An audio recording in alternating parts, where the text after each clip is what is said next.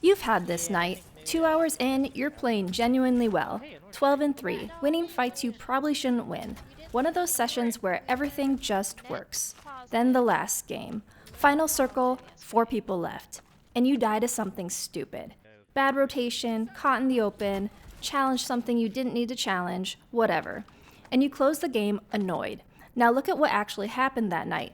2 hours of playing well, 30 seconds of playing badly. If you tallied the whole thing up honestly, that's a great session. And somehow, you're going to bed thinking about the 30 seconds. Last video, I talked about the peak end effect, how intense moments and the way an experience ends can punch above their weight when you judge the experience afterward. That helps explain why the last game can matter so much. But it doesn't explain something else. Why can a bad ending be so much harder to shake than a good one? There's a famous answer to that: loss aversion. And you've probably heard the demonstration. I offer you a coin flip. Heads, you win $150. Tails, you lose $100. Mathematically, that's a good bet. Half the time you gain $150, half the time you lose $100. So every time you take the bet, its expected value is positive $25. Take it 10 times and your expected profit is $250. You absolutely could lose money over 10 flips. That's what randomness does. But repeat that bet enough times and it's clearly one you want to keep taking. Offer people the gamble as a single flip though, and a lot of them don't want it. The classic explanation is loss aversion. The possibility of losing $100 carries enough psychological weight to outweigh the larger possibility of gaining $150. That idea comes out of the prospect theory, Daniel Kahneman and Amos Tversky's work beginning in the late 70s. And one of the important ideas in prospect theory is that we don't evaluate outcomes in some absolute vacuum. We evaluate gains and losses relative to a reference point. Where am I now? What did I expect? What did I think I was going to get? And the classic prospect theory value curve is steeper on the loss side than on the gain side. This is where you get one of the most repeated numbers in psychology and economics. Losses hurt about twice as much as equivalent gains feel good. That sentence needs a warning label. In a later version of prospect theory, Tversky and Kahneman estimated a loss aversion parameter of about 2.25. That's where a lot of this twice as bad language comes from. But 2.25 is a parameter fitted to people's choices under risk. It is not a universal emotional conversion rate where losing $1 literally causes 2.25 times as much pain as gaining $1 causes pleasure. And we'll come back to just how unstable that number actually is. First, the part I think transfers cleanly to Warzone is the reference point, because bad and loss are not automatically the same thing. A bad death is obviously negative, but in prospect theory, something becomes a loss relative to some reference point, and that reference point can move. 12-3, feeling locked in, final circle, 4 people alive. If somewhere in your head, the night has already turned into, I should win this, then dying isn't being compared with where you started the match. It's being compared with the outcome you'd already started expecting. Winning mostly confirms the outcome you'd pictured. Losing violates it. And that's a useful distinction, because the actual event is 30 seconds of bad Warzone, but psychologically, it can feel like something was taken away. Now put that next to what we talked about last video. The way an experience ends can get disproportionate weight when you judge the experience afterwards. And if that ending is also being experienced as a loss relative to where you expected to finish, there's at least a plausible reason a bad ending could become especially powerful. But notice how careful I'm being there. Nobody ran this experiment on somebody going 12-3 on Rebirth and choking Final Circle. I'm taking 2 research ideas and asking whether they help explain something familiar in the game.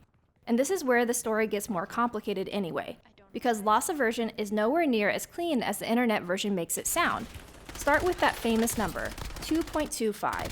In 2024, researchers meta-analyzed the available literature on risky mixed gambles and tried to estimate that same loss aversion parameter across studies.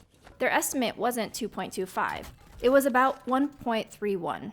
And even that number came with a big warning label. There was enormous variation between studies. Surprisingly, few datasets were actually suitable for estimating the parameter cleanly, and many of the individual estimates were noisy.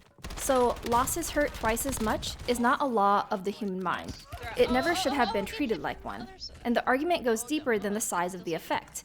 In 2018, David Gall and Derek Rucker published a major critique arguing that the evidence for loss aversion as a broad psychological principle was considerably weaker than the standard stories suggest. Not necessarily non-existent, weaker, because some of the behaviors we call loss aversion can be produced by other mechanisms. One alternative Gall has been arguing for since 2006 is basically inertia. Think about the coin flip again. You're currently not gambling. I ask you whether you'd like to take a bet. Saying no means doing nothing. Saying yes means choosing to act, accepting uncertainty, and needing some positive reason to leave the status quo. If people tend toward inaction unless the alternative is sufficiently attractive, you can get a lot of rejected gambles without assuming the loss literally feels twice as strong as the game. Same behavior, different mechanism. Then there's the endowment effect. This is another classic result people connect to loss aversion. Give somebody a mug, and they often demand more money to give it up than somebody else is willing to pay to acquire the exact same mug. That effect is real enough. What's less clear is whether it proves loss aversion. Researchers have proposed other explanations involving inertia, reference prices, and differences in what buying and selling actually mean in the experiment. Even people working inside the loss aversion tradition have been careful about boundaries. Kahneman himself authored a paper in 2005 literally called The Boundaries of Loss Aversion. So this isn't a story where Kahneman and Tversky were simply wrong and everybody moved on. It's an argument over when loss aversion appears, how large it is, and what mechanism is actually producing the behavior. And there's another way to look at this whole problem that I think fits Warzone better. Instead of asking whether losses are valued twice as strongly, ask whether they get more attention. In 2019, a team led by Thomas Laharaga looked at studies that tracked what information people actually inspected and how long they spent looking at it while making decisions. People spent more attention on losses than on gains. And here's the important part. They did that even when their actual choices showed no loss aversion at all. The researchers called this the attention aversion gap. Their argument is that loss aversion in choice seems to depend a lot on the situation, but paying extra attention to losses appears to be more consistent. Heightened attention to losses looked like a necessary condition for loss aversion, but not a sufficient one. In other words, you can pay attention to a loss without necessarily valuing it more heavily when you make the final choice. And that distinction sounds a lot more like what happens after a bad Warzone death. Because maybe the final circle death didn't produce exactly twice as much bad feeling as 3 good fights produced good feeling. Maybe that's the wrong comparison. The difference is what happened afterward. You replayed the death. Why did I rotate there? Why didn't I plate first? I knew he was on that side. Why did I challenge that? You might watch the kill cam. You might tell your squad what you should have done. You might still be thinking about it while the next match loads. The 3 clean fights you won earlier, you won them, great. Then the game moved on. The loss demanded analysis, and once one event has your attention, it has more opportunities to be rehearsed, talked about, and folded into whatever judgment you make about the session afterward. That doesn't prove it will dominate your memory, but it gives it a lot more chances to. And I think that's a more defensible version of the idea than losses hurt twice as much. It's not that one bad death is sitting on some psychological scale worth exactly 2 good kills. It's that negative outcomes can command disproportionate attention. And attention matters because, as we saw in the last video, the moments that are easiest to retrieve are sitting right there when you try to evaluate yourself later. So now these episodes start stacking together. You don't compare yourself to others as cleanly as you think. The famous Dunning-Kruger explanation for why self-assessment goes wrong is much more complicated than the version everyone repeats. Your memory of your own performance is reconstructed and selectively available, and intense moments and endings can punch above their weight when you judge an experience afterward. And now there's another problem. Negative outcomes can command more attention than positive ones, which is roughly where a sensible person says, fine, forget memory, forget feelings, just look at the numbers. There's a KD, there's a win rate, there's damage. Those are objective. Surely those can tell you how good you are. And that's a much better argument, except there's a question hiding underneath it.